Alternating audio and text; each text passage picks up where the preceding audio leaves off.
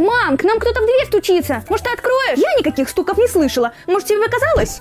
Ну вот снова постучали. У тебя точно все в порядке с головой? Никаких стуков не было. Ладно, мам, не хочешь, не верь. Возможно, дверью ошиблись. Пойдем отдыхать. Я так зол, что готов кого-нибудь побить. Кто тебя уже успел разозлить с самого утра? Да какой-то придурок всю ночь долбил в дверь. И к тебе тоже стучались? Ага, хотел выйти и навалять этому человеку, но вставать было лень. А родители не слышали стук в дверь? Прикинь, нет, они думали, что я сошел с ума. Та же история.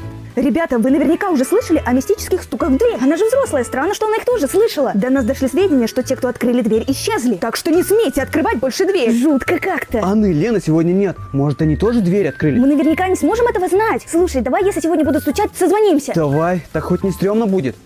Блин, снова в дверь стучат. Наташ, мне уже полчаса долбят в дверь. А мне только что начали. Как-то стрёмно. Блин, мне реально надоело это слушать. Наташ, ты тут? Что ты такое? Открой дверь!